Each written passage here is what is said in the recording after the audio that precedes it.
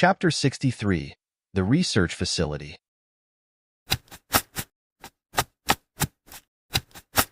Three days had passed since Hiroshi defeated Wells. By now, his fish pond had been fully excavated, and the muddy soil had been transported out of the farm.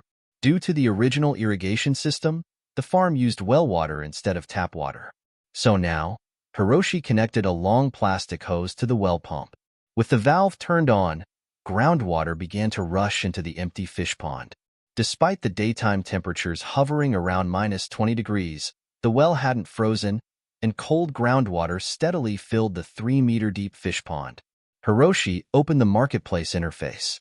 Resources, livestock, aquaculture, disinfectant, purchase times 30 liters. Cost, 3,000 points. Several elegantly packaged barrels of disinfectant appeared before him. Hiroshi picked one up and poured the disinfectant into the fish pond. Building a fish pond is never an easy task. Soil often contains toxic substances like heavy metal salts.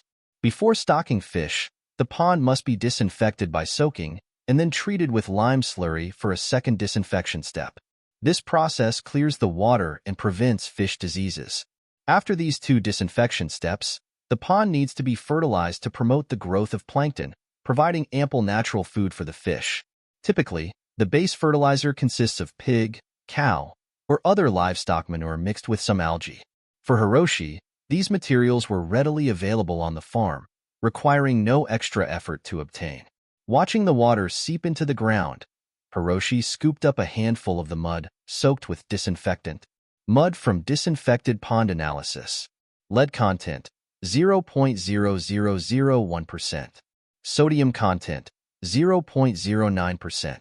Calcium content, 0.1%. Magnesium content, 0.1%. Evaluation. This high-quality pond mud has minimal harmful heavy metal content while being rich in beneficial elements like calcium, making it ideal for fish farming and rice cultivation. Hiroshi then looked at the nearby soil, untouched by the disinfectant. Radiated soil analysis. Lead content, 3%. Mercury content, 8%.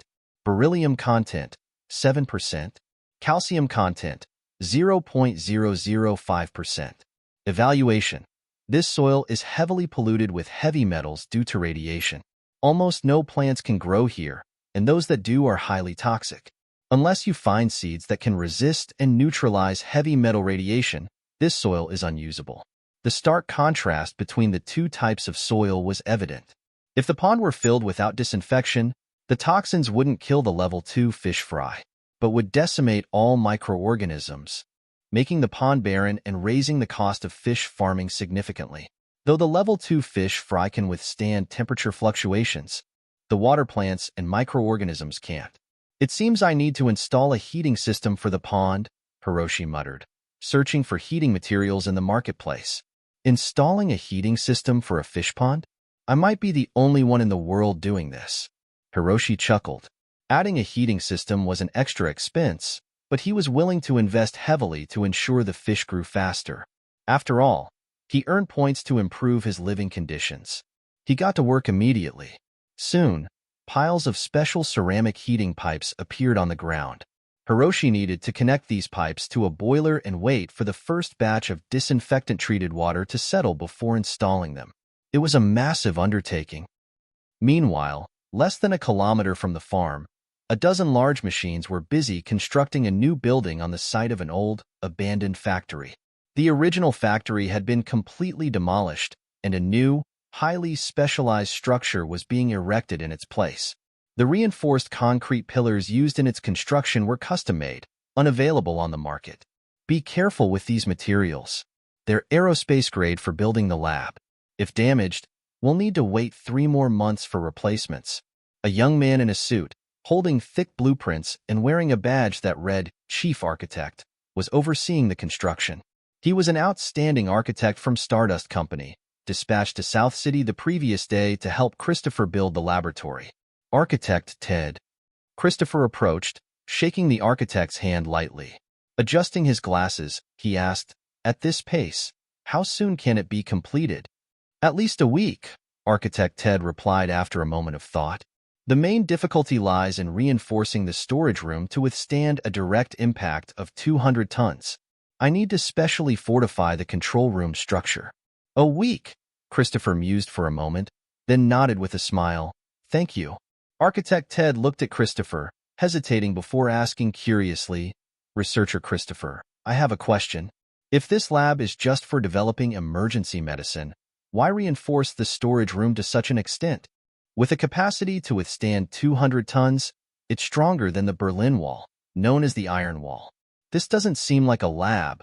It's more like, Architect Ted paused, choosing his words carefully, a prison, a cage for something monstrous like Godzilla. Christopher's expression remained unchanged.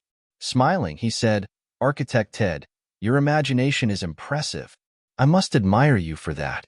The reason for such high security is that my research on this drug has met with fierce opposition within the head office. I had to leave the bustling metropolis for this remote city to avoid any sabotage. You know how the company is, divided into factions over profits. They might even use tanks to stop this project. Moreover, with the current chaotic state of the world, I'm just a researcher, defenseless. My only hope lies in the lab's strength, Christopher said with a refined, gentle smile. If possible, I'd even build a military-grade research facility.